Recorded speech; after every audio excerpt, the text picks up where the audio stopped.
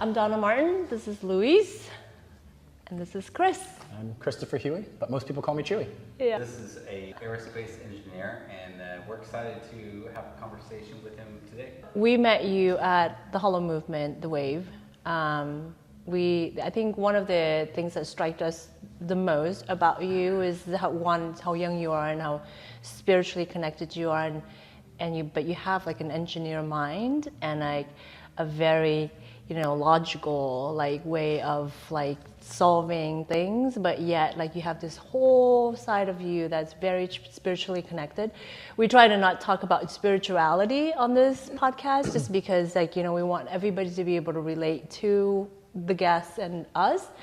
But so we want to kind of get to know you a little bit more and see how where you stand in terms of how you see life and what happens when you were in space and what happened when you came back, because what we've heard during that keynote was, really moved us.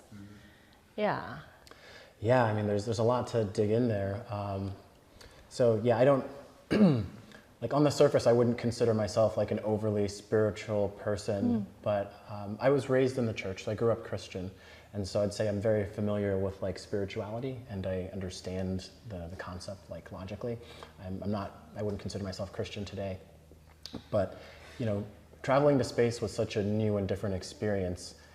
How do you set an appropriate expectation for what that's going to be like and how that's going to change you? Yeah. And so, as not to be arrogant in the experience and perhaps miss out on an opportunity to be changed, I went in with a very open mind and say hey, I'm going to let happen to me whatever happens to me and let whatever mind thoughts come to me that do come to me.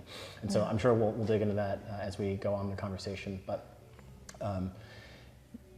traveling to space is a crazy experience. Yeah. And getting to see the Earth itself is just a dumbfounding experience. You're just awestruck, and you can't help but see something so big and so beautiful and see your place in the universe literally, and try and figure out the why of things. Yeah. And so I'd say the scientific engineer part of my brain is always trying to figure out the why.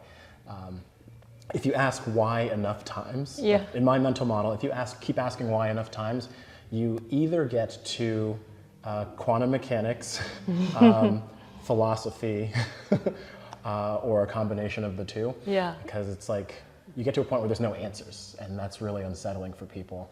And I think that's where life itself gets interesting, because once you get to the lowest level of our current understanding of who we are, what we think the world is and the universe is, once we're out of answers, then you kind of invent the rest of the solution, and that can be whatever you want it to be. And I say you because it's everyone in the world. There's so many different belief systems, be it religion, spirituality, and groups and clubs. There's no one really has the answer in my perspective, and I think we're all just trying to cope with the unknowingness of our existence and trying to derive meaning from it. So my personal belief system is, we take meaning out of it that we want, and there's not necessarily an inherent truth that we're all seeking. Maybe there's some fundamental truths, as you see different world religions all kind of anchor on some key principles, don't kill each other. Most of the time, some religions have pretty crazy exceptions, as to one killing's okay. But there's some fundamental truths there. You treat each other right. Everyone kind of gravitates to people as strong leaders. Yeah. People love to be led by other people who can either be zealots, martyrs, megalomaniacs, dictators. There's so many different ways, but I think the fundamental truth is there's people need to be led, and there's people who are leaders, and there's people who are followers, and there's people who are in between.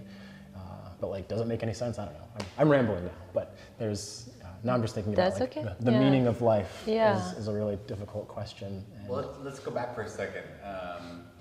You touched on just go back to when you were viewing.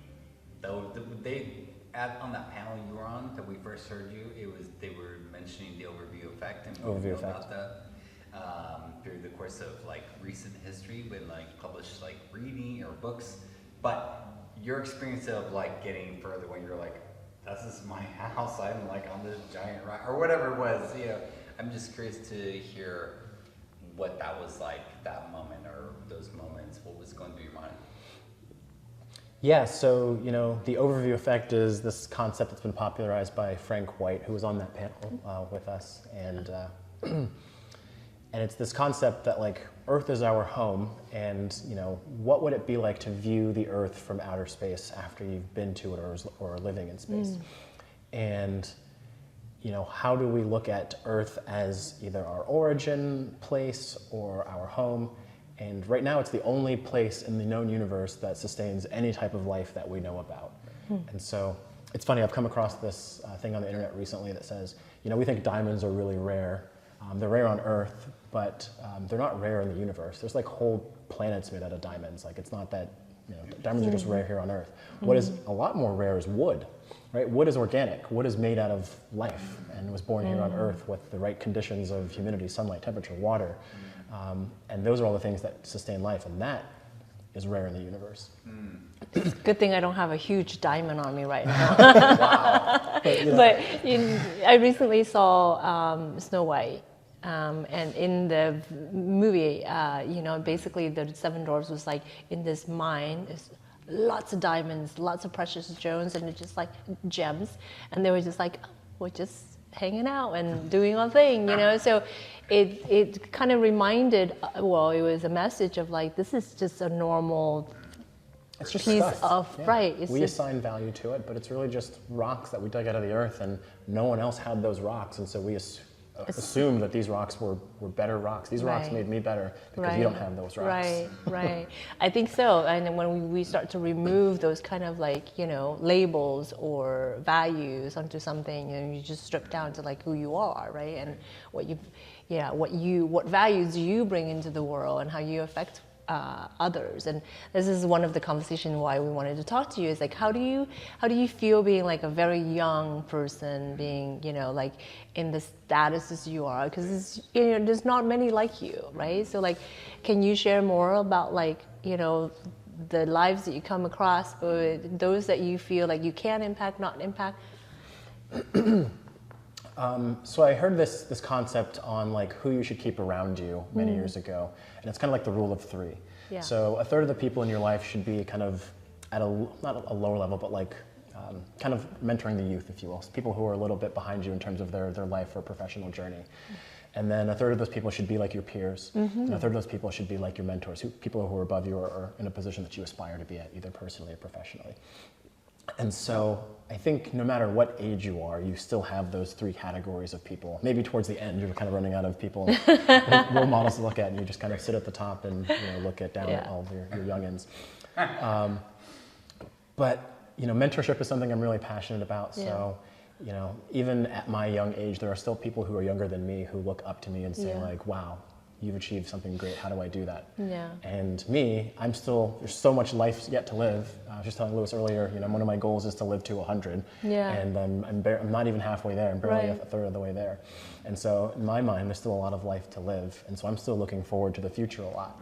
And then I look at my peers, the people who are, roughly the same age and the same. And that's where the challenge is for me, is it's hard to find people who are like true peers who are kind of going for the same big audacious goals as me, that are in the same age range. I think that part is rare, and that's been one of the challenges of my professional experience. Yeah. But I am collecting friends as I go. Like, I call them unicorns, my unicorn friends. And some of them are like in the music industry, some of them are influencers, some of them are entrepreneurs. I've had a lot of interesting experiences. But I was saying, I think off camera before, is after my space flight, I flew to space in May of 2023, so it's been about 2 years now. I did a lot of interviews with major media outlets and newspapers and podcasts and things like that. And one of the questions I got often is, what are you going to do now? And it's an easy question to ask, but really that question kind of can spiral you into an existential crisis. It's like, one, there's an expectation that I have to go do something now. Right. And so that's an expectation that I put on myself, but now that somebody else has externalized it, it feels a lot more real, a lot more stressful. Right. And then two, now I've got to go figure that out. Do I want to succumb to try and top what I've done? So you know, we're at an age in commercial space travel. Commercial space travel is fairly new. In the past, it's not like super new. I'd say like maybe 10 to 20 years ago, the only way to get to space as a non-governmental astronaut would be to plop down $50 million and spend a week on the International Space Station. And so there's people who've done that, who've launched either on the space shuttle from the 90s and 2000s or on a Russian space capsule and spend some time at the International Space Station. And so that's commercial because you're able to use money to get to space. Now it's different. Now you have people who are also paying, but you also have people who don't have the traditional training experience. So, you know, if you want to be a traditional governmental astronaut with NASA, it takes 10, 20, 30 years on the journey, committing yourself to doing the hardest things that most people don't want to do, you know, learning 5 languages, getting at least 2 or 3 degrees, becoming an ultra marathoner, getting good at scuba diving and survival training and learning how to fly an airplane. Like, there's so many things you have to go do. Underwater living, some people do like analog astronaut missions where they live underwater for like weeks at end. It's just crazy stuff in order to become like a traditional astronaut. But now we have companies who are building these experiences that are tailor-made for the commercial experience. And so that training is cool and but not necessary for this commercial endeavor. And so like now that we're here, more people are able to access space than before. And so I hope that I get more peers who are kind of experiencing it. But like at this stage, it's still incredibly cost prohibitive. Right. And so I didn't pay to fly to space. I did it as part of my job. Right. I work at a commercial spaceflight company. Right. And so all that to say is there's more peers coming, but I don't have a lot of peers. So it can be a little bit lonely, to be honest, and figuring out what to focus on and where. Well, what do you want to do next? Do you answer that question? Is it philosophical, existential for you? Is it still a crisis moment, or have you gotten to a place where you're like, I'm going to do this next, whatever it is? I've thought about it a lot, and I don't like not knowing my next step. That is very painful for me, and I literally lose sleep about figuring out like what I'm supposed to be doing with my life and what meaning I want to derive from it, and not losing sleep because I'm like stressed out, just like I can't sleep. I'm like staying up late trying to figure it out. Yeah. And so I've got some ideas. I'd say in the last 1.5 to 2 years, I've really figured out what I don't want to do, and so that's been really helpful. Or at least what I don't want to do for long, and how do I transition what the next thing is. And so now I've got a couple of options that I'm identifying and trying to see like what's the best option now. It's a little challenging now because I've got a family that I also support, and so I can't just like go quit my job and like, you know, go tour the world. Why not? It's not the why not, it's the how. Like how do you go do that? So I've got two daughters, a 3-year-old and a 1-year-old, and then my wife. So, and I'm living my life for my family, not just for myself. Yeah, so I there's understand. a lot to consider there. Yeah. But I think I love public speaking. I love sharing my story and knowledge and bringing up the next generation. I started a scholarship program with Virgin Galactic a couple years ago. Beautiful. It was the Black Leaders in Aerospace Scholarship and Training Program, BLAST. A lot of good acronyms in aerospace, so the BLAST program. And that's about mentoring and scholarship, and really about leadership and creating more diverse leaders in the aerospace industry. And so that's something I'm passionate about. I love it. Bringing more people of color into aerospace. So if I can find a way to do that full time, like that's the dream. Yeah. I mean, as you were speaking about it, my son goes to a STEM school, and there are a lot of STEM schools in LA, and they would love to hear your experience and what all of it, because that's part of like, you know, seeing like the future, right? Because right now it's all about textbooks and like doing the experiments and, you know, creating all these projects. But to be able to see and hear someone like you would be like very, very valuable. Yeah. For sure. And I think if I go back to like when I was in that situation, like kids these days are crazy, like in a good way. Yeah. They're learning things in high school that I didn't learn until college, or maybe didn't even learn at all. Right. Just getting exposure to things. Right. And so I think the technical skills are really, really growing and are going to be tremendous. Yeah. But there's 2 things I kind of fear for the youth and the next generation. One is like the practical skills, like knowing what to do is different than knowing how to do it. And that can end up in another bit of crisis where it's like, I know what I want to do, but I have no idea how to do it. And you're just like spiraling and stressing yourself out, not knowing what to do. And there's a lot of like practical skills, communication skills, presentation skills, people skills. I feel like this generation is losing communication and people skills because everything's in front of a screen and everything's digital, and anything you can do like in person is probably a way you could do it remote. Yeah. And I think it's easier. You don't have to deal with conflict as much over the internet if you are able to just like silo, and so you get to choose your battles when you're not in person. Yeah. And I feel like we're losing that level of like robustness and candor and civility, and just being able to like talk to people that we disagree with, and just have like regular conversations and still like move on and be friends or be friendly. Yeah. So those are the things that I think we're steering away from as the technology continues to progress, and AI may make that worse or better, depends on. Yeah. What were you like when you were like a teenager, or like when you were 5 years old? 14 years. Oh, let's start with like, I want to go way back, like 6, 7. What were you like? I think I was a normal kid. I just loved playing with my toys, loved playing with my Legos, building things. I had a pretty active imagination, really inspired by like science fiction. Watched a lot of Star Trek and cartoons, obviously. And I think I was just like curious. So my mom will tell you I took apart a lot of things. Yeah. And I didn't put a lot of things back together. I think that's really interesting, looking back on that, because now I can see, like, I became an engineer, and you would think like, oh, someone who likes to take apart electronics and machines and stuff is going to be an engineer. But there's different types of engineers. There's the type of engineers that just want to understand how things work, and then there's the type of engineers that want to build stuff.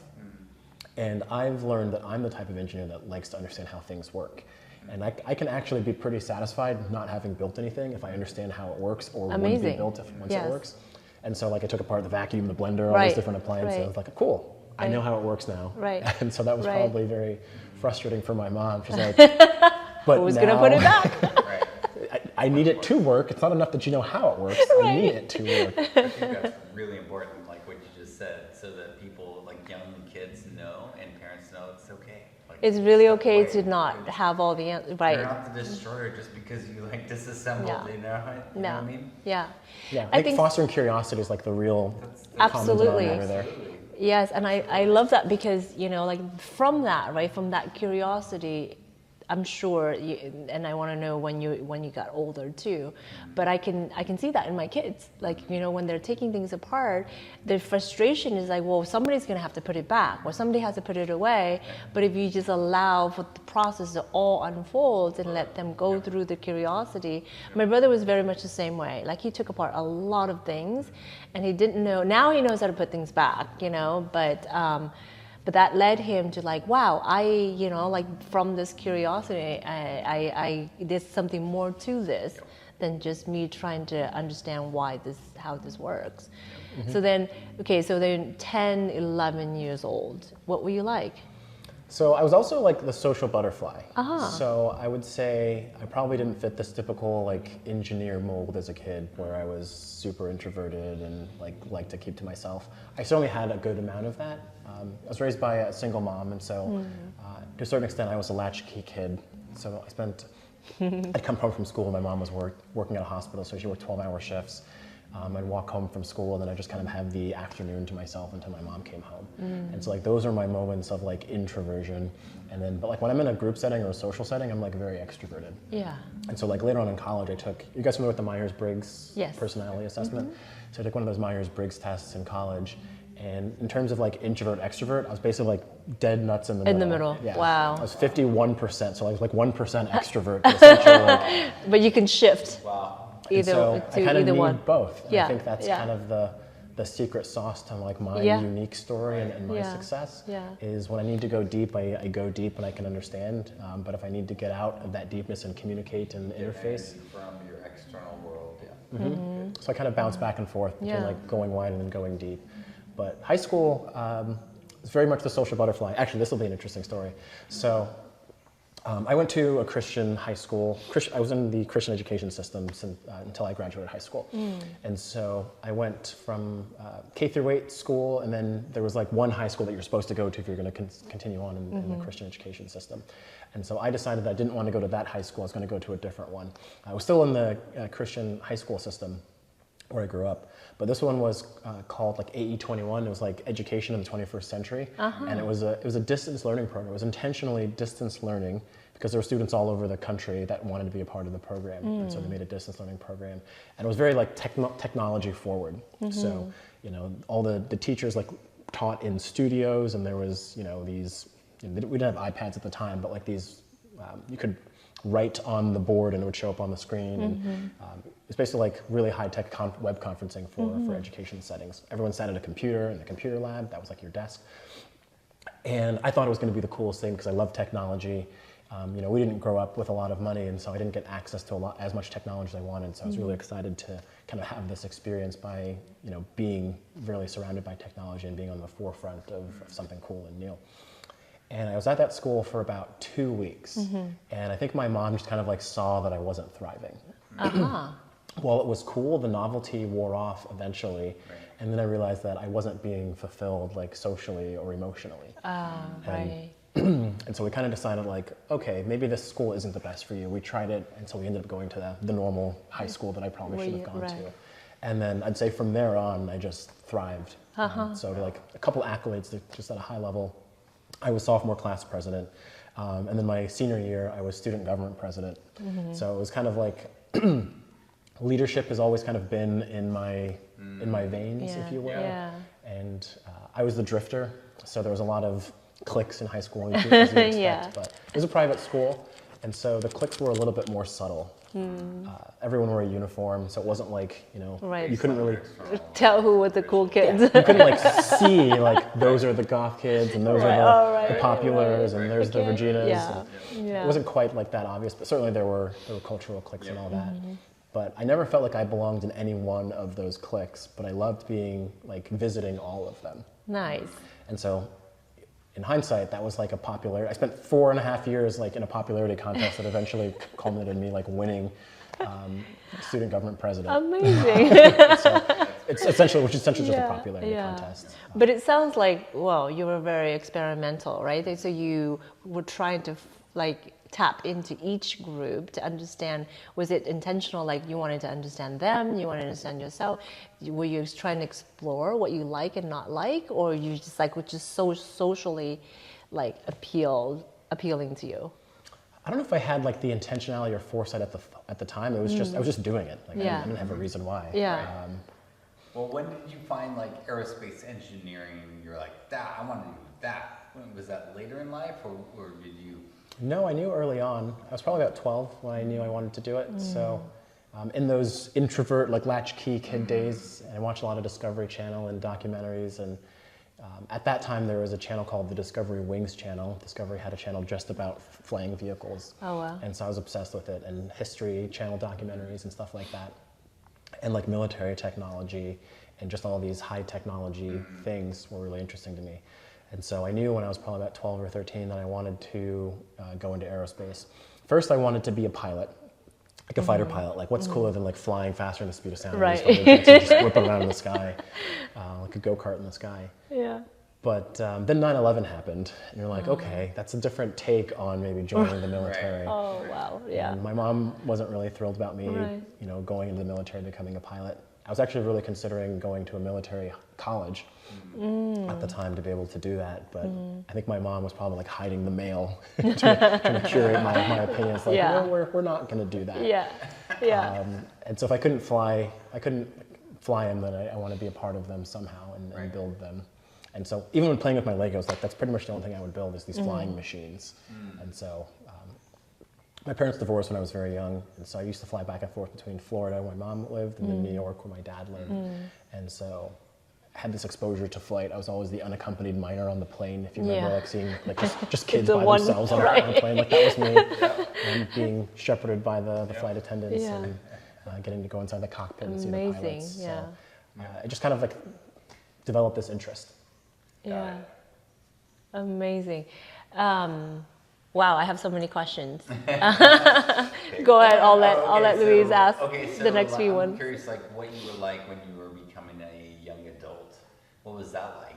College to adulthood, you know, because you sort of like, I don't know if you were being recruited yet or what happened, but at some point, you're still young, you know. It's like the brain is still young, and I'm curious, like, what was going through your brain, if anything, or if it's sort of a through line, you're like, what am I going to do? What am I, you know, if you were stressing about that, or you were like, no, this is what I'm going to do. This is very clear, and anything that can help our, you know, people listening to this. So like I said, I knew what I wanted to do since I was about 13. And even in my senior year high school yearbook, like everyone's senior portrait is there, and then underneath your portrait is like the occupation you want to have. Yeah. And so mine says aerospace engineer. Like I knew I was going to do that. It's fun to go back and look back who all the people like knew what they wanted to do and who actually did actualize. actualize that dream. But then it was just figuring out how I wanted to do it. Yeah. And it wasn't like this big grandiose plan, right? The dream was to become an aerospace engineer and ideally like a helicopter engineer. I was like really fascinated by helicopters specifically. The fact that these things could like fly 0 miles an hour in the sky was like mind-boggling, because to fly like this concept, you have to move fast in order to fly. But then you see these things that don't move at all and they can fly. And so you're like, how does that work? So I knew I wanted to do helicopters. I knew I wanted to get out of the Christian education system because I felt like I was living in a bubble, and I wanted to experience the world as it was and not feel like someone was trying to tell me what I should believe instead of letting me figure out what I wanted to believe. So maybe to your point earlier was I knew I wanted to experiment and really get out in the world and figure it out for myself. So I only applied to 2 schools, which was maybe it worked out, but in hindsight, I wouldn't recommend it. Like, cast your options. Yeah. And I knew I wanted to get out of state. I wanted to get out of Florida for the same reasons I wanted to get out of the Christian education system. You know, explore and see what's out there. Yeah. And so I applied to University of Maryland and Johns Hopkins University. Both are in Maryland. And my sister, who's 6 years older than me, she had recently moved to Washington, D.C. And so that was kind of like an anchor point. And I was like, okay, move to the general DC, Maryland area. And I got waitlisted at Johns Hopkins, which was fine because they didn't have an aerospace program. They had a mechanical engineering program. But I got into University of Maryland, and so that was my first choice. I didn't get into the aerospace program though, so that was kind of a left field decision. But yeah, it was just figuring it out one step at a time, just trying to figure out how to get to the end goal. Right. And exploring all the things that I had in college. Like college was like very eye-opening for me. Like I remember the first week in college, being able to go to the cafeteria and eat whatever I wanted. I was like, wow, this is a gold mine. I could have chicken fingers and pancakes every single day. Until you can't. And then 3 weeks later, I was like, so many chicken fingers. Can they serve something else? Peace. I need peace. The grass is always greener. But college was I loved college. I always loved school, loved learning. I just loved being around people. Yeah. When do you think like something started to spark this, like, I'm curious about what lies beyond planet Earth? So I did not have an interest in actively pursuing space. So the fact that like I came to work for a space company and then went to go launch to space myself, it was not in the plan. But you know, similarly to how my own spaceflight experience was, you know, we talked about going to space with an open mind because you don't know what experiences are going to come to you. I always try and keep an open mind about evaluating opportunities and see, you know, what's the next right step. And so I actually used to make fun of my space friends in college. You know, I have a degree in aerospace engineering, and at University of Maryland, they split you into 2 different groups. There's like air track and space track. And so I chose air because I was interested in helicopters and airplanes and things like that. So space like literally wasn't on my radar. But even though I did grow up in Florida and like around the space shuttle program, and so always had a dream of space, but it just didn't seem accessible for a lot of reasons. Like I really, really, really wanted to go to space camp as a kid, and we couldn't afford it, so it just never really happened. And I think just over time, like the dream died because it wasn't clear how to get there, and there wasn't a lot of exposure to it, like personal exposure. You know, we used to hear the space shuttle coming back to Earth and that big sonic boom, and like it shakes the house, and you're like, oh cool, the shuttle's back. Or you go out to the the field at recess to go see the shuttle launch. You could see like this fiery plume launching up to space. And so I always grew up like adjacent to the space program, and it seemed very normal to me, but it wasn't like personally accessible, and then the dream kind of like faded. So I pursued my helicoptery thing, and it was really just working and taking, you know, step A to step B and B to C and C to D and so on that led me kind of an arc back to the space industry. I love that. But very, very unexpected. Yeah. I will note, like, I found the one company that's going to space with airplanes. And so my experience was actually highly relevant for how we go to space. Essentially, you take a rocket-powered airplane and you just fly it to space. Like most rockets start at the ground and they shoot up and they go to space, but Virgin Galactic launches with airplanes, and so my aerodynamics and, you know, aeronautical engineering experience is actually highly applicable, and so it was a bridging of two specialties that I didn't expect. Wow, you just gave me chills. Like you basically led yourself to that bridge. Exactly. Yeah, because you all the exposure, and I had this vision of you just like, you know, being so close to the shuttle, going into space, and you know, like, there must have been curiosity enough of like, well, how do I? Well, somebody saw that, I would think, like some recruiter or somebody in the HR, whatever, however that's structured, they saw you and they're like, that guy. Well, I'll tell you the story of actually how I ended up. Please.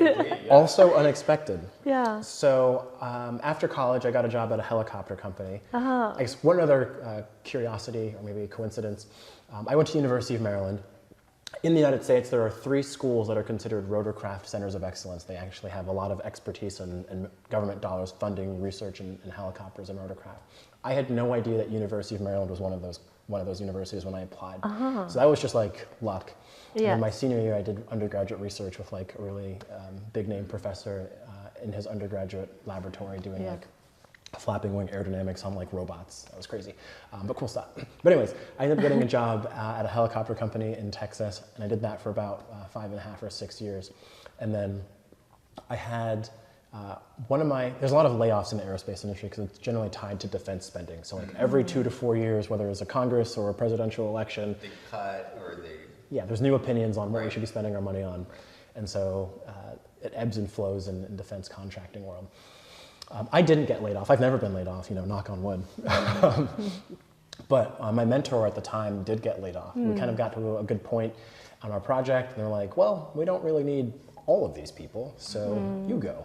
And so he was like, well, I've always wanted to work on space and rockets, and so he ended up taking a job at Virgin Galactic and moving to California from Texas. And so he's the one that ended up recruiting me in the end. So I worked at Bell for another couple of years, and then I was actually in California for a wedding. And so me and my best friend, you're familiar with the show Top Gear? It's like a car show. We love the show Top Gear. And so the wedding was in Yosemite, and we decided we wanted to tour the PCH. And so we went to the wedding in Yosemite, and then we rented convertibles, and then we drove 2 different convertibles, not the same one, because the driving experience is what we wanted. Right. So we, you know, he got a BMW convertible, I got a Mazda Miata. And then we had walkie-talkies, and so we were driving and talking to each other on walkie-talkies, driving like the windy roads and like Big Sur and you know, Hearst Castle and stuff, Monterey. So it was an awesome trip.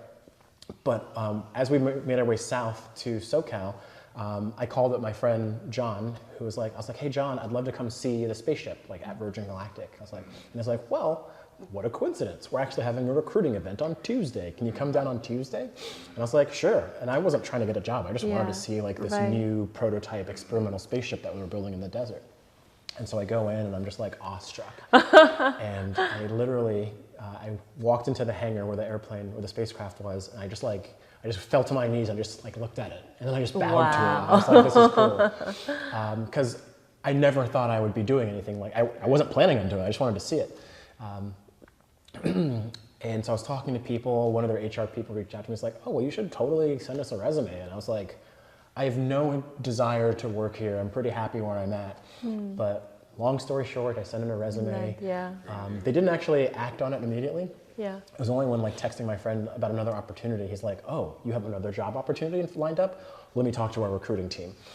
And the rest is history. And so I moved to California and took a job at Virgin Galactic. And So it literally wasn't part of the plan. It just all kind of happened. Yeah. And how do you explain that? Like just all. You have the answers to everything. We know this. All just kind of happened. let me just get out my magic 8-ball and Or the wand, whatever you have in your pocket.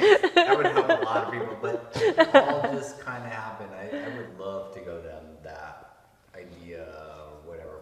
Yeah, what are your beliefs? I mean, you know, like obviously it wasn't all coincident, right? It was your experience and everything that led you to that. Because we had this conversation last night. We talked about a lot of like the difficult experiences that we've had in our lives. And then we also touched on like the shifts, the small shifts as well as the big shifts when you actually recognize that you're being shifted to go somewhere else, right? And then having those identified moments where now we're like, wow, it was all those tiny and the big shifts or those moments of changes that's what led me to, because at the time it felt like forever and it felt painful, right? But then you get to where you are and you're like, wow, so all of those things, good and bad, it was so that I can be here today. So I think for me, part of like my upbringing and I think the culture of like my family is we're really good at making the most and the best of any situation that we're in. You know, my family's from Jamaica, and Jamaica there's a saying, everything is ivy, right? Everything's gonna be all right. It's literally a Bob Marley song. I think it's just part of the Jamaican culture is like, hey, it's gonna work out. Like, don't stress too much about it. Yes. And so that wasn't something that was like conscious in my mind. I think it was just kind of the upbringing and my mom never really put a lot of pressure on me about what I was supposed to do. You know, I think there's some immigrant parents who have very specific futures articulated for their children. Yes. And that's not the environment that I grew up in. It was really just, we're here, you're smart, you're diligent, you can just go do whatever you want to go do. Not the military, but go do. We're hiding those. Anything but that.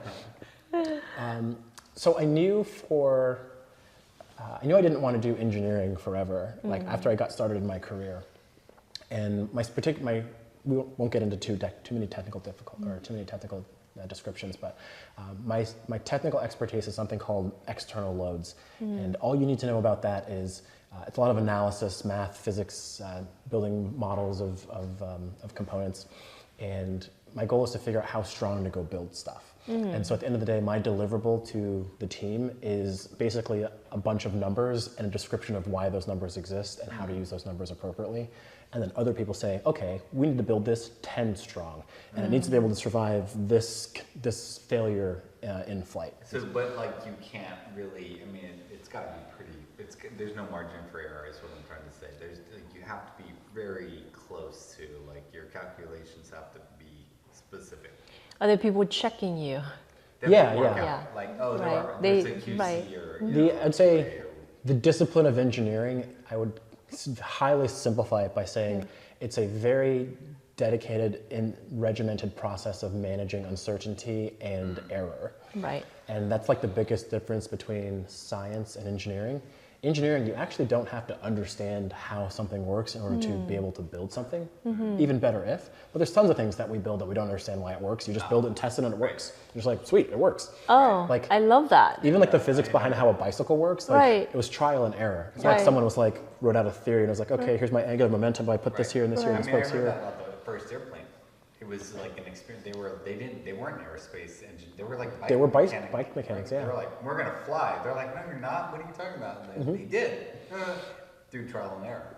And so it's interesting how like science and engineering kind of play off of each other. Sometimes we build something we don't understand, and then science is trying to figure out what's the theory behind why this works. I see. And sometimes we have theories that we are unable to test because the technology doesn't exist for us to be able to see that. I see. And like even today, we're still like learning things about Einstein's theory of relativity because the technology didn't exist to go build some of the telescopes and instruments that we have today. And so these things play off of each other. But anyways, I knew I didn't want to do engineering forever, and especially that discipline. And so I tried to pivot my career out of it. And actually, when I moved to Virgin Galactic, I moved back from at Bell. I was doing loads and I did simulation. As a simulation engineer, I was basically working on flight simulators. So really big, fancy, expensive video games. You think about it. They were pilot training simulators. So instead of spending money for a pilot to fly a real helicopter, they could fly a simulator. You were building those for the testing in a safe environment.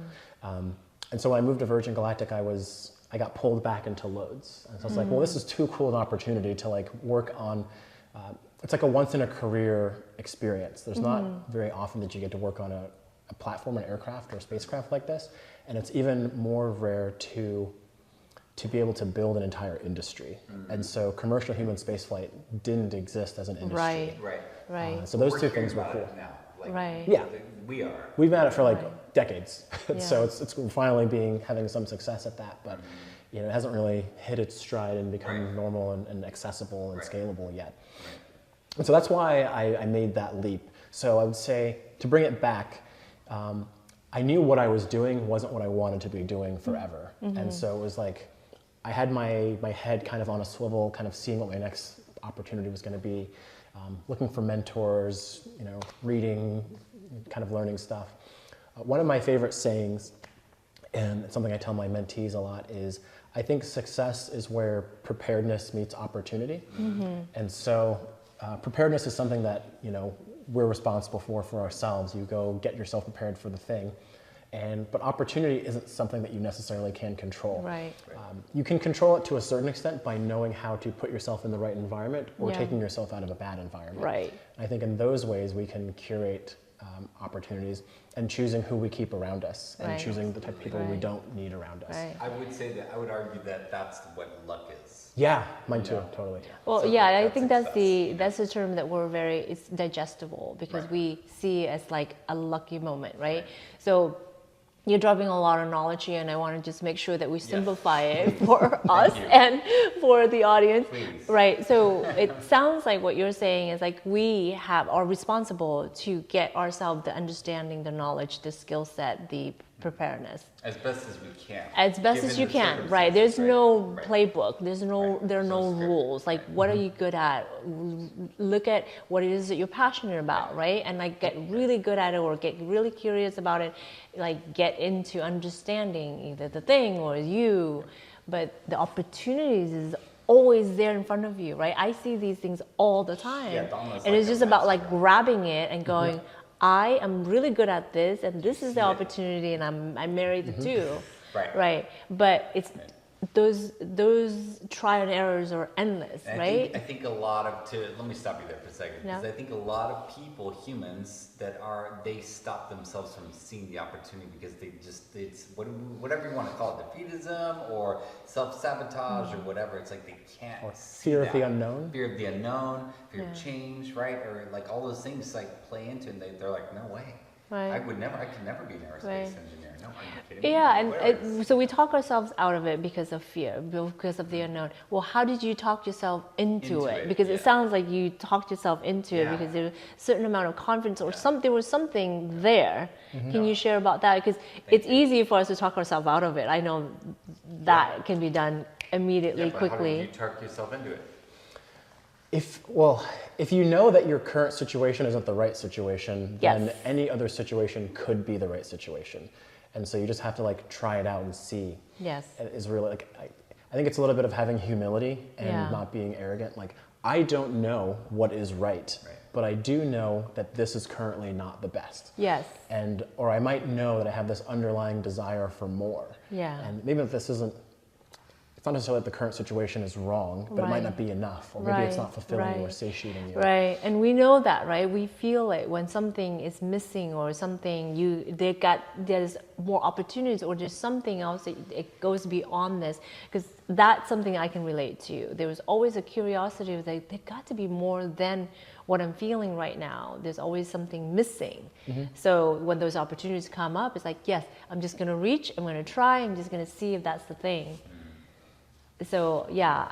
The thing I would add to that, especially on the preparedness side, is really getting in tune with yourself and knowing what your why is. And it comes down to like why and purpose. Yeah. I think those things are super critical for how you become prepared. So what's step one, simplest way to get in touch with yourself? If you So the why. If you don't know how, you're like, what is he talking about? You know, that really, like, break it down for us. I think it's going back to a time in your life where you weren't saddled with the pressures of the world, so childhood essentially, and thinking about what gave you the most fun. Like the situations that you had the most fun in, and the things that just lit up your world, and you're just like, those moments where you felt like you were in flow, where you just completely lose track of time. You just like love doing the thing, and you blink, and it's like you're reading a book, and you blink, and it's like 6 a.m. and you're like, holy crap! Right. What happened to the night? Right.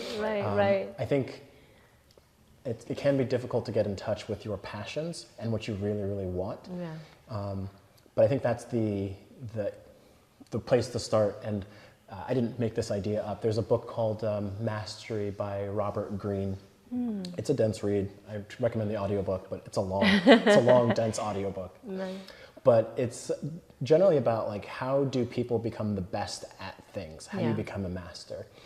And touches a little bit on like the 10,000 hour rule, the thing that Malcolm Gladwell kind of popularized. But it's more about finding the thing that only you can do.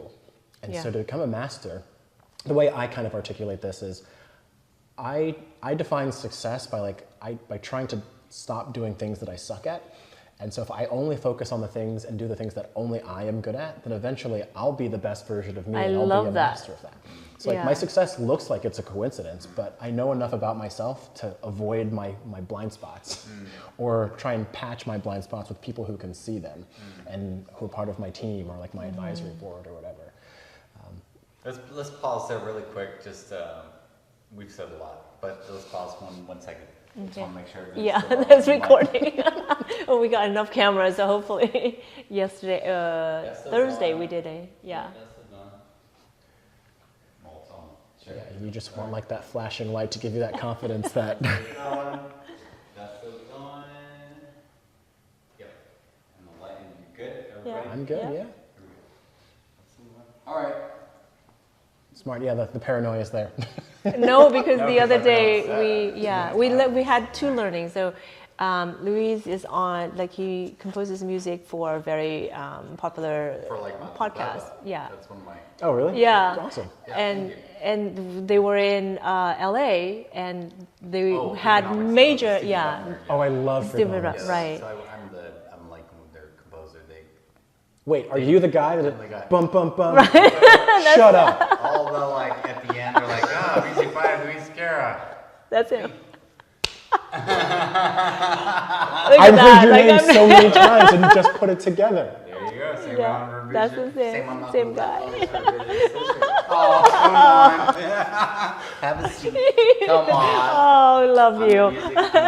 It's like such a recognizable, like, I feel like if there was one of those game shows where you just put like 1 second of theme song, like that would be like a Jeopardy clue. Oh, you're talking about Freakonomics theme. Yeah, I did not write that one. Oh. But still impressive. Revisionist history, I did write that. I've heard that one too. But yes, that's I think that's a Jamaican band that wrote that. Okay. It was like a Jamaican New York band that wrote the but no, all the other music. Well, anyways, the story was, so right. he had on like major guests, and we were there on a Oh, live so audience, and and they did not record. They couldn't figure it out. Like There was audio issues. There was like this whole thing. I don't know, but at the end we all went to a party, and he's like, they did not have the recording. And we're like, I'm sorry, Steven, bring that. But so that was but how he recovered from that was phenomenal. Really? Mm-hmm. Wow, he was calm. Yep. He was collective, and he was frustrated, but like it was just like, okay, that's what it is. We'll figure out how to go from here. Make lemons from lemonade, right? Yeah. So 3, 2, 1. So we are speaking with Chewy, aerospace engineer, and we're going to pick this back up. This is fascinating, by the way. I don't even know how many episodes this would become. Maybe a season of just talking. So I want to bring it back. So I want to go back to that aha moment of where you were sort of like starting to be directed, and like things were coming together and things were like making sense, and like you mentioned luck, but it's preparation, as we know, and like you were open. And I want to get back into that in a simplified manner so that people can like, oh, you mean I don't have to be you to succeed, to be me? Oh, what is that like? I don't know. So I just want to like talk about that, riff on that for a second.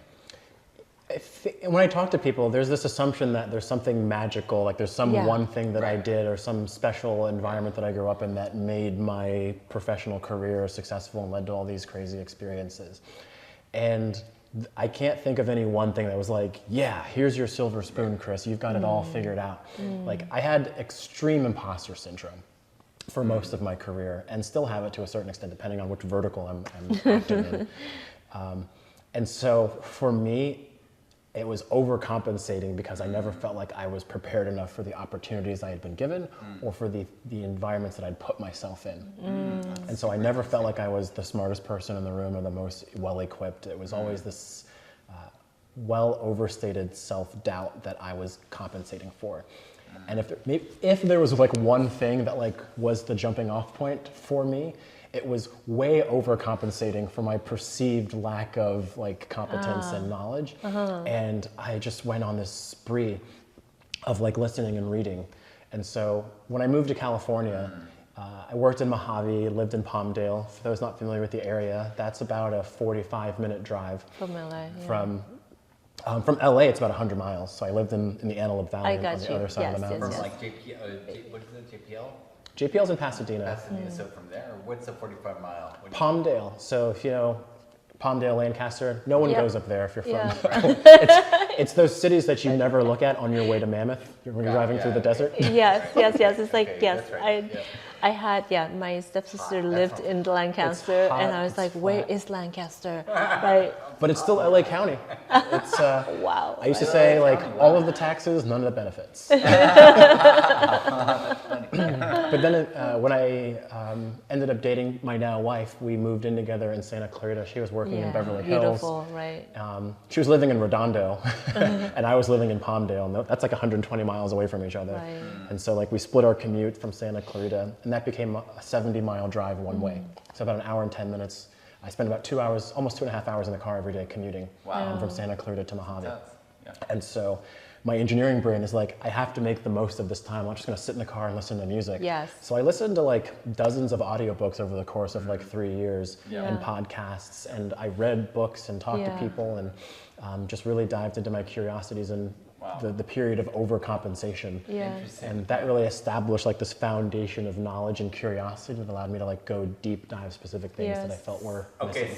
So what I'm hearing is like, and I love that because I do too, and that definitely like, so in other words, like put on an audiobook or put a podcast or listen to somebody or read something, because like that's one way to make you question the way you have been thinking for many years. That's what I'm hearing there. You clearly were able to like leap, we know that, because you're prepared. But like to a person that's like, I don't even know where to begin. That's why we started Breathing the Life. It's like start with breath. You know, that's going to like bring it back. But if you want to shift the way you think, get another perspective. Well, how's the fastest way? Well, put on an audiobook or a podcast or One of the things that stuck with me early on in my knowledge journey, this guy named Ty Lopez, he was the one that actually gave me that idea of the rule of three, the rule of thirds in terms of like how you build your people around you. He had this idea where like anyone can be your mentor, and that after he articulated that way, it made a lot of sense to me, and then I really took it to heart. It's like I'll never have a chance to go talk to some of these crazy, successful people.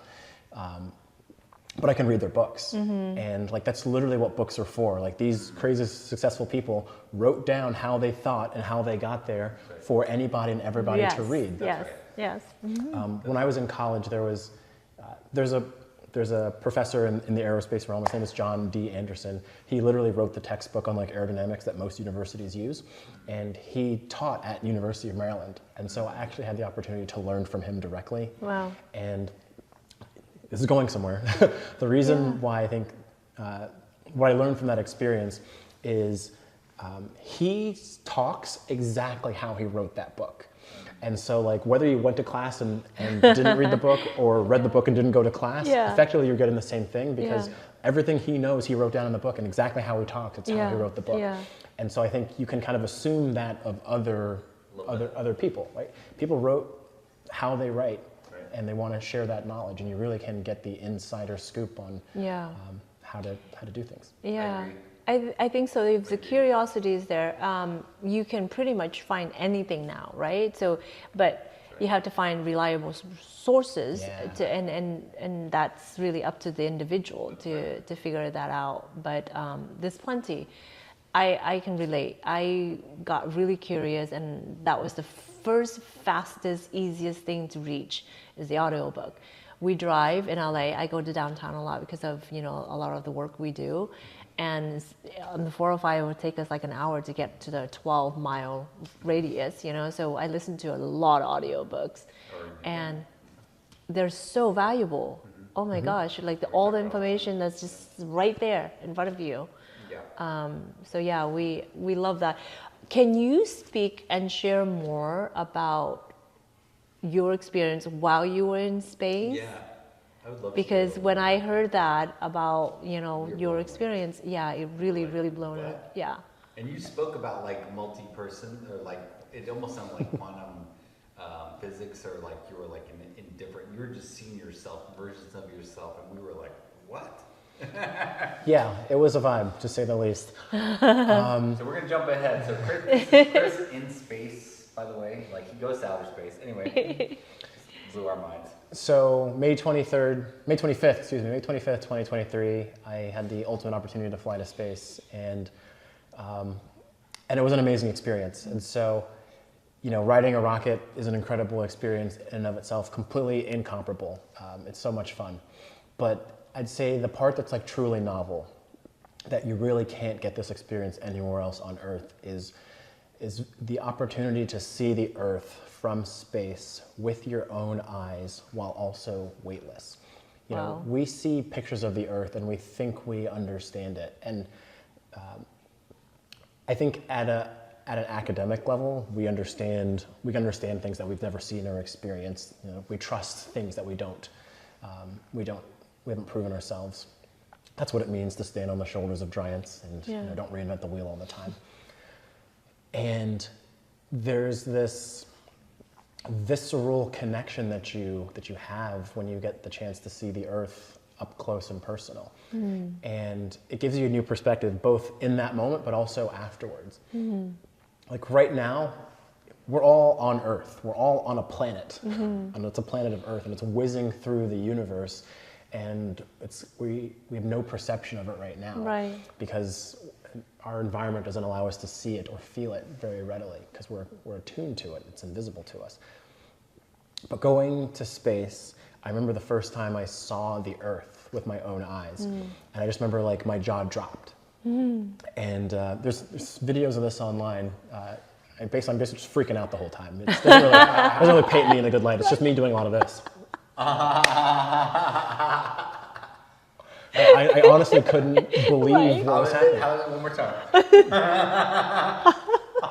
Can you do that? But even like leading up to the experience, like there's just so much suspense. And so the whole experience for me, like leading up to it, was fairly compressed. But some of the people who've paid to go, who haven't gone yet, they've had their tickets to fly to space for years, if not decades. And so I can't even imagine the suspense of that experience. Right. For a lot of people, this is the cherry on top of their life. This is their ultimate dream they're gonna like, a sigh of relief and say, now I've done it all. Right. Wow, you just gave me lots of chills in my body. Wow. Yeah. But I've had like that whole experience like super compressed. Like I'm like reliving this opportunity, a dream that died when I was a kid, that's rekindling now that I'm here, and like a kid in a candy store. And so as I go through the more visceral parts of the experience, the training, and then there's the initial takeoff and liftoff, you start to feel all these things, and all this suspense and anticipation builds. And there are real countdowns. Right. Wow. There's launch minus 3 days, L-2, L-1, and eventually you launch. And then as you go for the day of launch, it's an air-launched rocket system, so the carrier ship, the mothership, and the spaceship kind of fly up together. And it takes about 45 minutes to get to the release altitude of 45,000 feet. And about 20 minutes before, they do an L-20 minutes checklist. Lots of checklists in aerospace. That's how we keep Thank things. you for the Checklist, redundancy, a lot of just saying things out loud to make sure that someone else agrees with you. Yes. It's like, I'm going to do this. Copy. Okay. We have concurrence. Someone's going to take care of it. The lights. There's no misalignment or misunderstanding of what you do and what I do. Yeah, it's really like assume nothing, say it out loud, get concurrence, have good CRM. It's called cockpit resource management or crew resource management. Like how do we should adapt that on Earth. Right. Yeah, it's very well okay to be redundant, everyone. It's okay. Right. Get 2 cameras, get 2 mics, Right. you know, schedule it twice, things like that. But I say that because the suspense is a really important part of the experience that you have. And like, imagine pulling a rubber band or a bow, and each passing minute, like you pull a little bit more and you pull a little bit more, and all this suspense, this energy, this potential energy builds. Right. And it's building up to this ultimate moment of release.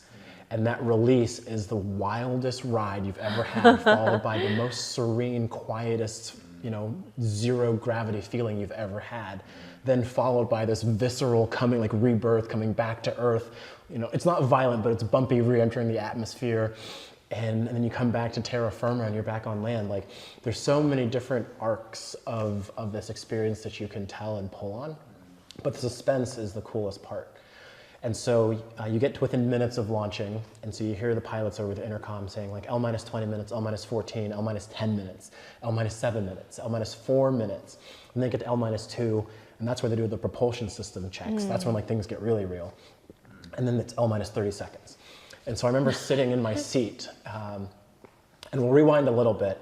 Part of my personal training, like I'm essentially an early adopter of commercial space, so there's not like a well-established rule book. Part of my job was to help the company write the book on training and figure like how do we prepare astronauts. So like for this is experience. all your part of the I'm basically the playbook that you've written. Yeah. Like, Yes. whatever you think, Chris. What's up, man?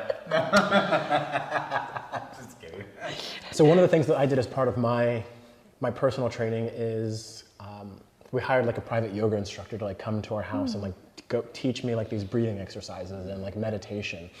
And one of my good friends, her name is Loretta Whitesides. She does this thing called Space Kind training. Recommend it for anyone who's like space curious, and it's like really good like just leadership training. Many of the things that like set the foundation of like who I became and the skills that I have, especially like interpersonal skills and leadership skills, came from that training. So highly recommend it. Space Kind training by Loretta Whitesides. But I was asking for some advice, and she kind of taught me this thing that apparently she just came up with on the fly that was like super profound. But she called it an apogee meditation. And so apogee is the name for the highest point in your trajectory. When you go up and you come down, the apex of that trajectory is the apogee. And so apogee is the point when we're actually floating in microgravity and viewing the Earth. And it was, especially in this day and age where like everything's super fast and digital and no one has an attention span, and you know, commercials are short and things like that. This was a meditation that was about learning to really, really focus. And it was really simple. It was, you get about 4 minutes of microgravity time in the suborbital flight that I took. And so that means you get about 3 or 4 minutes of time to like look at the Earth and just like have whatever comes to you come to you. Right? So 3 minutes. It's not a lot of time. No, not at all.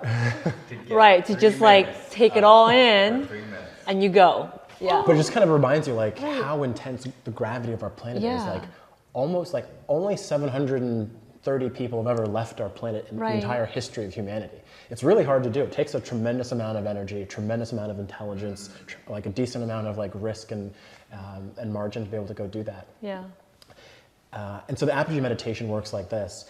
You just look out the window and you just look. And that's really it. But it's practicing looking without judgment. And so the way I kind of internalized it, you know when you're like driving through the mountains and it's a little bit foggy and you can see like mountains and you see like mountains behind those mountains? I call that effect like paper mountains. Like you don't really see like a 2D effect. It looks like a 2D, like almost like silhouettes or shadow. It's almost like that, where it's also how they used to do like cartoons back in the day. You kind of layer these things. Yeah. You have the flat, and then you have a little bit of a shadow to kind of tell you that's the thing that's moving. And you have all these different layers. Like you have your characters in the foreground, you've got like the trees in the background, you've got the further landscape in the background behind that. And so that was kind of the mental model I used when I was doing this apogee meditation. I'd basically like just choose a plane that was maybe like 30 feet in front of me, and I would just focus on like, and just see as much, like try and keep my eyes super wide and get a wide perspective. Right. And just try and like take in and just see whatever comes to me and just notice. It's like, oh yeah, that tree has a leaf. Oh wow, that tree has one brown leaf on that branch. Interesting. And then move on, right? You know, just like a meditation, you don't linger on anything. The thought comes and the thought goes. And then after I felt like I'd gotten enough in that one layer, I moved to one layer deeper. So now I'm looking like 100 feet, and then 300 feet, then 1,000 feet. And so that was like the apogee meditation I did. I did that maybe like a couple times a day for like 3 weeks. Okay. Just focusing my attention. Yeah. How long would you do that for? 1 minute. 1 minute. One Okay. minute. Yeah, super easy. Yeah. Anyone can do it. Even like as you're just driving, like zoned out. Right. Because it's just so easy to get distracted. And in an experience that you expect to change your life, it can be a lot of pressure to put on yourself to like expect to have a life-changing moment in 3 minutes. And like, how do you practice to have a life-changing moment? Right. Right. And it's about openness, I think. And I think this apogee meditation probably works not just for apogee, but I think it's a really useful skill set and tool. Absolutely. So anyways, we're at L minus 30 seconds and we're about to release. And so we hear over the intercom, the final countdown, 3, 2, 1, release, release, release. And so they push a button in the cockpit and the spaceship drops. And that's the first like visceral feeling of the experience. And it's almost like if you've ever ridden like Thunder Mountain at Disney World or Disneyland, you know, you go down and you get that feeling of your stomach kind of like coming up into your chest. Yeah. It kind of feels like that. You're just like, you try to take this deep breath. And all this time I'm just like focusing on my breath. Like I'm not scared, but like it's an intense situation and I don't know how I'm gonna react. Like logic doesn't really play here. Your body's just gonna react however it reacts. And so I'm focusing on my breathing, and then the next thing we hear is fire. And that's the command to light the rocket. So it's a big red button in the cockpit, pilot smash. Actually, pull the button for safety. You don't want to accidentally hit it. So you pull the button. Everybody got that? So you pull the button. Right. That's, you know, that minimizes a failure mode of accidental Push. accidentally pushing. It's also a two-step. You have to arm it. Okay. Super interesting. But they pull the button, and the rocket ignites. And it takes like maybe like 2 or 3 seconds for the rocket motor to like between the ignition of the rocket before you actually feel it. And at least what this rocket feels like, it sounds a lot like plumbing. And that's essentially what a rocket is. It's just volatile chemicals whooshing around into a combustion chamber, and then you light it and it shoots out the back. But before it gets to the combustion chamber, it just sounds like liquid flowing through pipes. That's essentially what it is. So you hear this like, kind of sounds like this whooshing sound. I remember hearing that sound and then like feeling this initial jolt of like the rocket motor, like literally like the sparks of the igniters. Yeah. And I was like, oh, that wasn't so bad. And then I had like this split second of disappointment, because there's always a chance that the rocket doesn't light for some reason. Yeah. And then you have to go, and then like the mission is scrubbed and you got to go try again another day. And so I was like, oh no, it's. And it was ridiculous. Like the acceleration was intense. Right. You feel about 2 G's of acceleration, so you're basically accelerating at the force of like 2 forces of gravity. And so the sensation-wise, it feels like you're laying on your back, but like sitting in a chair. Because the only time you really feel that level of like pressure on your back is like when you're laying down or like laying on the floor with like your feet up in the air. But imagine laying on the floor with someone laying on top of you. Like that's kind of what 2 G's feels like. It's 2 forces of your body pushing you down into your seat. But it also wants to go forward. That's pushing you forward. Right. So in about 5 seconds, the rocket's flying faster than the speed of sound, Mach 1. And then after that, the pilots pitch the nose of the vehicle upwards, and then you're just headed to space. Now, that's where we feel the highest G's, the highest acceleration on our bodies, is when we're turning vertically in the sky. And so the G-forces act in different directions. The rocket is pushing you forward, and so you feel like you're getting pressed backwards. That's G-forces in this direction that pull you backwards. As you turn and go up, gravity wants to keep you going down.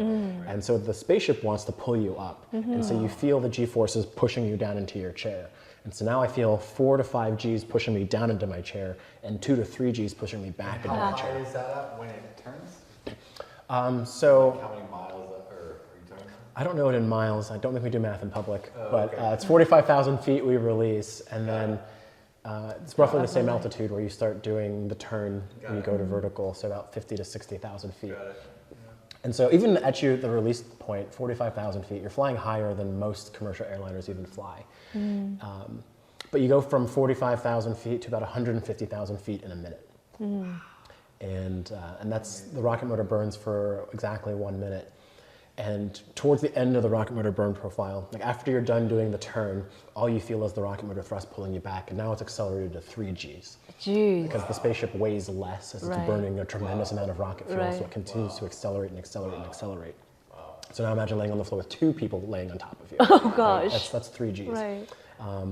The turn, it's about 4 to 5 Gs, and so like sensation-wise, you ever slept with like a weighted blanket? If you could imagine being under about like 50 weighted blankets, like it's manageable. You could do it. It'd be very hard to move, and it's not comfortable, but it's not uncomfortable, and so. Yeah, but also you're trying not to pass out. And so there's like a breathing exercise you do and like a muscle flexing you do to make sure that you keep the blood in your head as you accelerate up and the blood wants to go to your feet. But towards the end of the rocket motor burn profile, you have to keep your head pinned to the back of the seat, to make sure the forces are acting in a healthy, ergonomic way. But towards the end of the burn profile, you can see out the window, out of the corner of your eye. And then you see the Earth come into view as the sky turns from blue to dark blue to black. Wow. And then you're very aware that you're no longer on the planet, because out of the corner of your eye, you can see where the planet ends and where space begins. You can see the blackness of space. Wow. And so that's like the first moment where you're like, I left the planet? And then you're there for 3 minutes, 4 minutes. 4 minutes Four total. minutes in, like, Right. yeah, that's it. And then it's just like, Yep. And so from a physics standpoint, it's just like throwing a ball up in the air really, really high. And so And gravity then, is bringing it back down. Right. that is, So while the rocket is on, you're accelerating, and as soon as the rocket turns off at 150,000 feet, you're decelerating. So you're basically slowing down until you get to your apogee, and then gravity takes back over, then you come back down. so you see that, like you're just watching yourself get closer and closer and closer. To the Earth. At what point do you get to see like where you're at in space? So rocket motor shuts off, you hear over the intercom, welcome to weightlessness, you're cleared to unstrap. Wow. And then you're fully weightless. You unbuckle your harness, and then things just like, you can tell like there's no gravity because things kind of move a little weird. Are you tethered to something, or how do you even go back to your seat? So there's like, you can kind of imagine like the entire design of the inside of the spaceship is kind of like hidden monkey bars everywhere. Okay. So there's like things to hold on to. Anything that you can touch, you can use to like navigate and pull yourself around on. But it takes no effort to like maneuver in microgravity. You can literally push your pinky off of a seat and you'll move in a direction. Right, yeah. It's really, really effortless. So cool. This is only in a dream in our world right now, right? I know, and it's like, I'm going to dream about this tonight. Thank you. Thank you for even like sharing this. I had no idea. Yeah. It's an amazing experience. And so even keep going if you want, or whatever, or if you're. We'll get to the fun part. I mean, it's all fun, but going back to the, open jaw dropping, looking at the world itself. And the first thing I said to myself was, wow, you can see so far. And I think that was me like realizing I was coming with some special expectation that was immediately defied. As part of like my own personal preparation, I took my iPad and I was studying Google Maps because I thought it was going to be really important to my experience to study the landscape.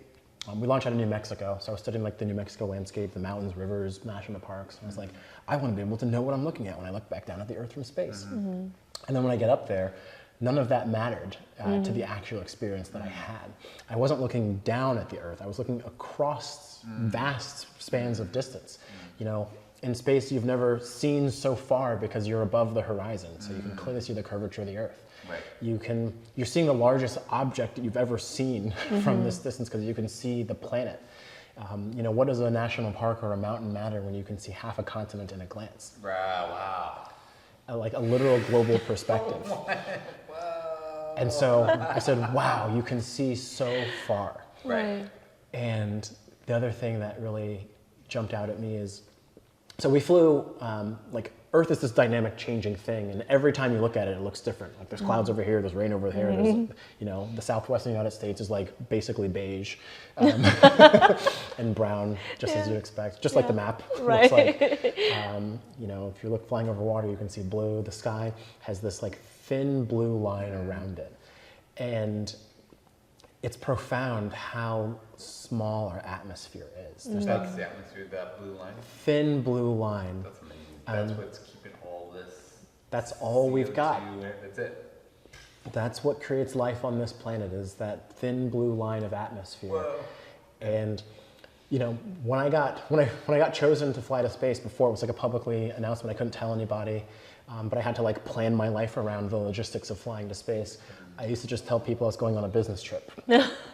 And like, oh, I was like, sorry, I can't do that this day. I've got a work trip.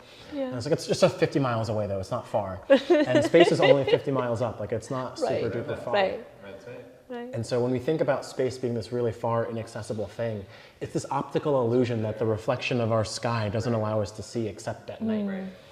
And the experience of being on the other side of the sky, I think, is really profound because it changes your perspective. Even now, I like to talk to other astronauts to ask them, now that you're back on Earth, when you look up at the sky, what do you see, or what do you conceptualize the Earth to be? What's your mental model of the sky now that you've seen the Earth? Now that you know that it's just this thin blue line that's an optical illusion. Very much like the Truman Show. Like you can't see outside of this dome, but from outside the dome, it's very clear that it's a dome. But from inside the dome, it looks like this, you know, opaque sky that doesn't allow us to see our real context. So all of the suspense is released, and now I can't believe I'm experiencing this in real time. And you know, one of the things I talked about when we did the panel discussion was this kind of multiple versions of myself that I experienced. And this was by no means on my radar. Like I've never taken like psychedelics or anything like that. So I know there are other ways to experience these types of transformational mind experiences. But for me, like I was not in the driver's seat as far as like who I consider my conscious self to be. There was like two versions of myself. There was the person who was like actively having their mind blown, this guy.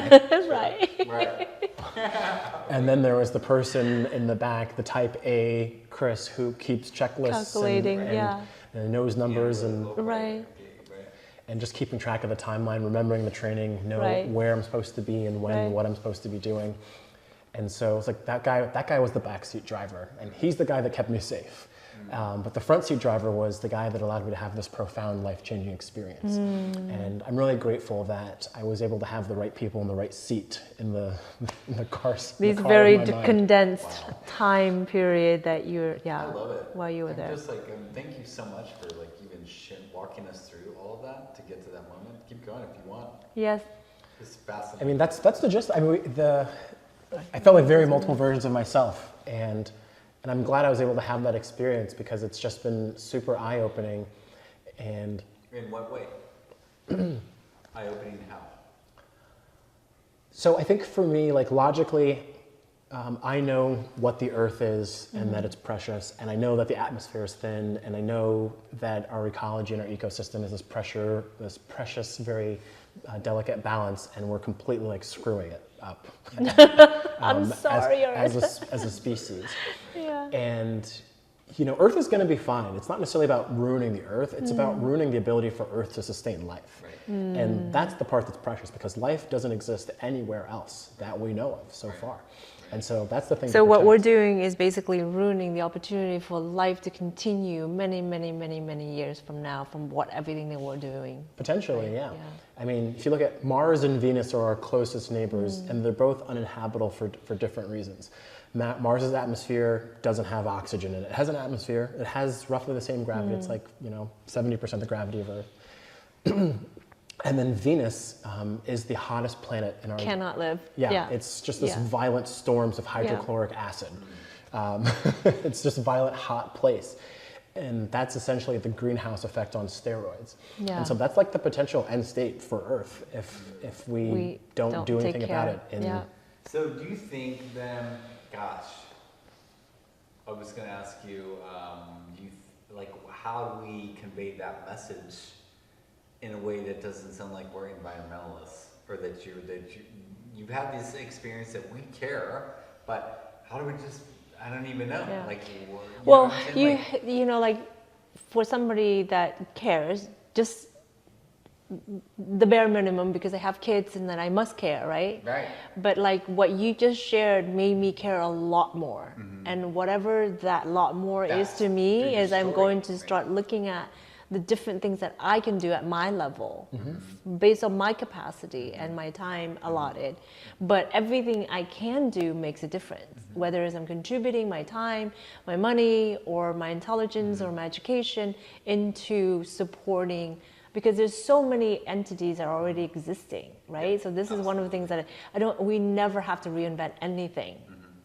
It's just about like, how do we reach out to those entities and like give our support, whether it's money, time. How would you explain like the simplest, like what Donna was just alluding to, like how would you explain it?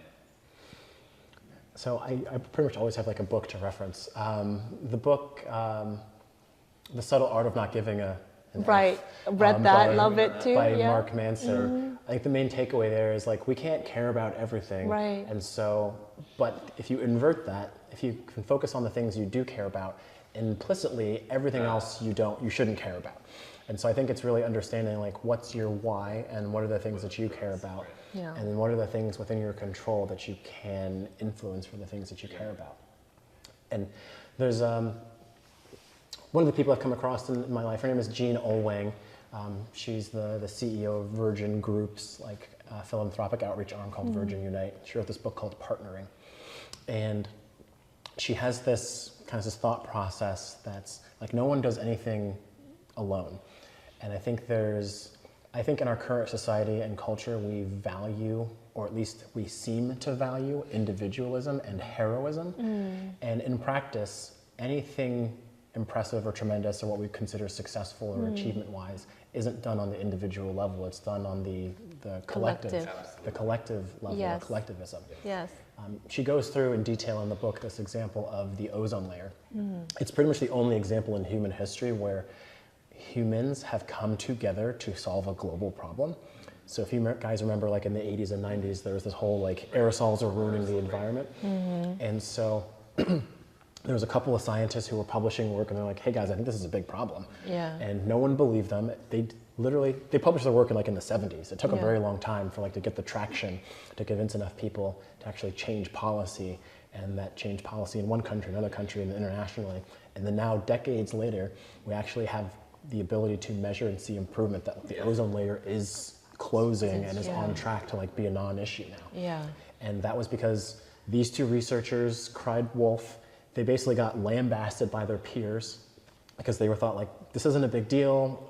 The industrial machine, going up against the industrial complex and capitalism is always a challenge, because if it doesn't make money, why would you do it? And so I think the challenge nowadays is trying to align purpose and profit. And I think that's the most effective way to make change now, because capitalism isn't going away. And I think, I personally believe that altruism is not the most effective. People mean well until it starts to impact them personally. And until there's something personal on the line, you're like, oh, in that case, I'm going to cut down the Amazon. Never mind. I agree, 100%. So I think we just have to change the way we do business, but also know that you can do something as an individual. That was kind of the motivation for why I started the Black Leaders in Aerospace Scholarship Training Program. What are the things that are within my control that I can do? So this was, the motivation for that program came out of, at the end of May in 2020, within the same week, SpaceX launched the first commercial mission to the International Space Station. Before that, only governments had launched people to space. And so that was a huge milestone in commercial human space flight. Within that same week, George Floyd was murdered. And so as a Black person working in the space industry, I kind of had this existential conundrum in my head. I was raised in an environment where racism and prejudice was history.